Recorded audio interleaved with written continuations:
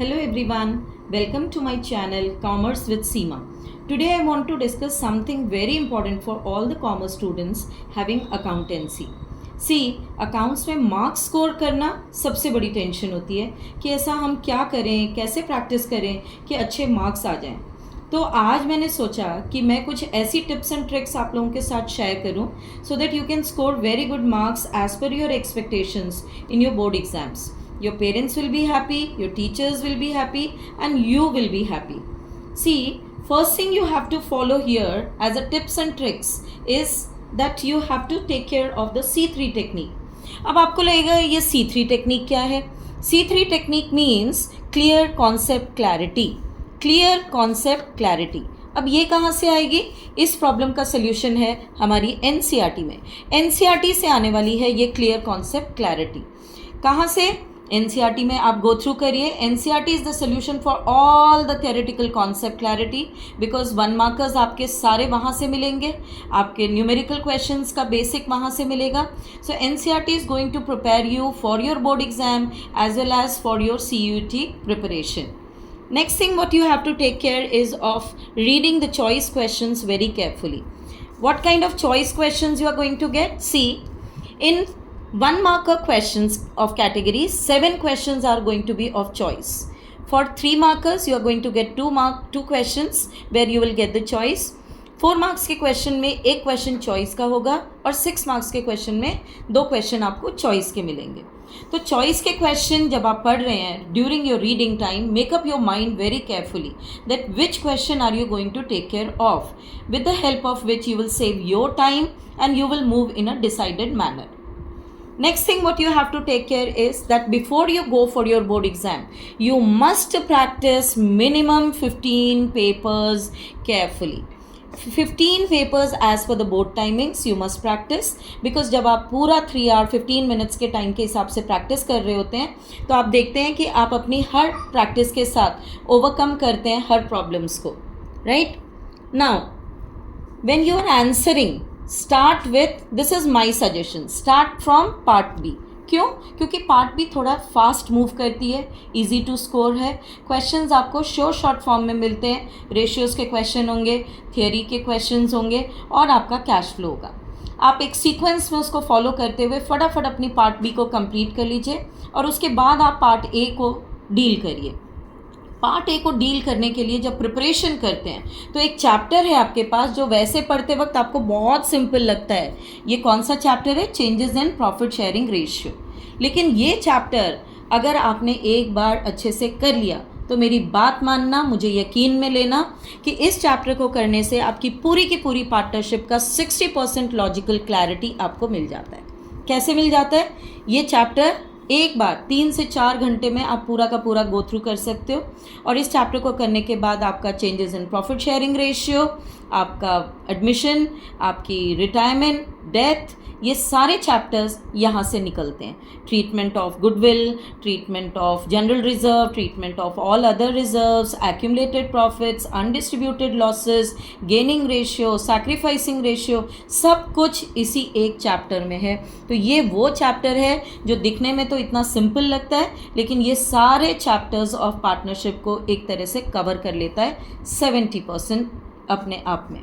तो इस चैप्टर को कर लिया आपने, आप समझो आपने रिवैल्यूएशन को डील करना सीख लिया, आपने पार्टनर्स कैपिटल अकाउंट को डील करना सीख लिया और बैलेंस शीट भी काफ़ी हद तक आपके कंट्रोल में आ जाती है.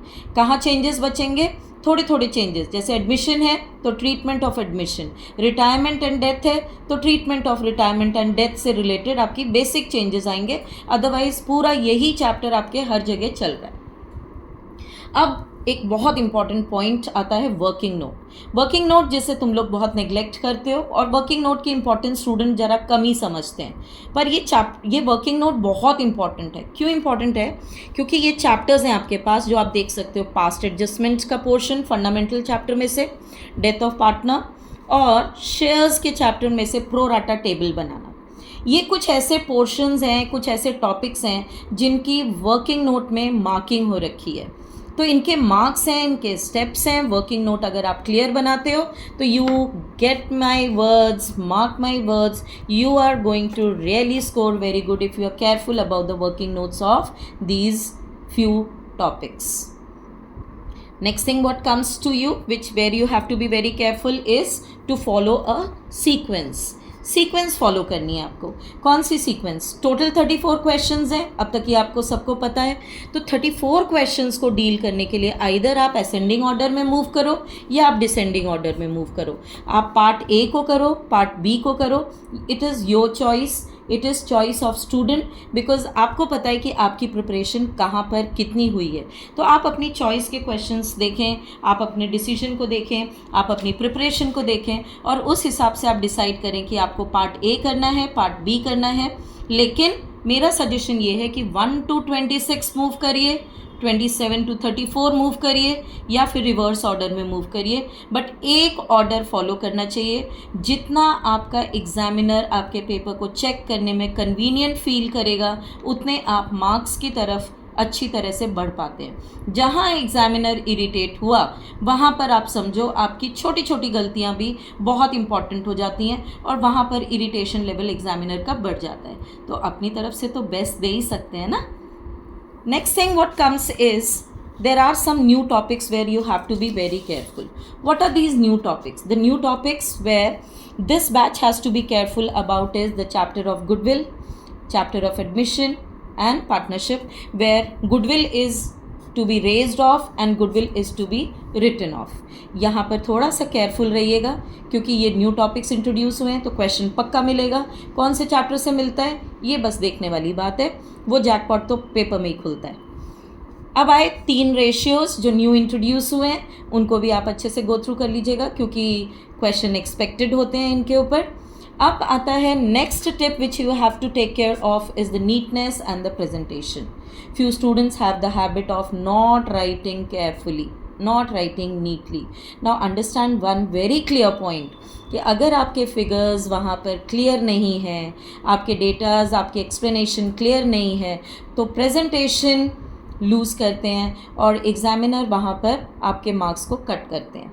मार्क्स डिलीट नहीं करवाने हैं, मार्क्स डिडक्ट नहीं करवाने हैं. तो be very careful during the practice session of your papers. वो जो मैंने कहा था 15 पेपर्स प्रैक्टिस करना, तो जब आप प्रैक्टिस करो आप ये समझ के करो कि आप बोर्ड एग्ज़ाम दे रहे हो और आप उसी हिसाब से प्रैक्टिस करिए. हर प्रैक्टिस के साथ आप अपनी गलतियों को ओवरकम करते जाएंगे, टाइम इम्प्रूव होगा, कैलकुलेशंस इम्प्रूव होंगी, एरर्स कम होंगे, पेपर में नीटनेस बढ़ जाएगी. Now one most important thing which you have to be very careful about is of taking care of the time management. Time management कैसे? See, this is one formula which you can take care of. Double the time of the question marks is carrying. How? आपके पास कुछ questions हैं 1 to 16 and question number 27 to 30. आपके total 34 questions में से ये question आपके 1 markers हैं. इन 1 markers को करने के लिए आप पर question double the time 2 minutes लगाइए, नॉट मोर देन दैट. हो सके तो यहाँ पर अपना टाइम सेव करते जाइए क्योंकि जितना टाइम आप यहाँ सेव करेंगे वो आप अपने लॉन्ग आंसर्स को दे पाएंगे. अब आते हैं आपके क्वेश्चन नंबर 11 to 20 एंड 31 32 जो आपके 3 मार्कर्स हैं.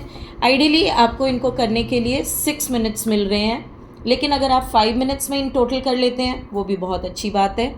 यहाँ पर आपके 4 मार्क्स के क्वेश्चंस हैं, double the time, that means 8 minutes पर क्वेश्चन, 8 minutes.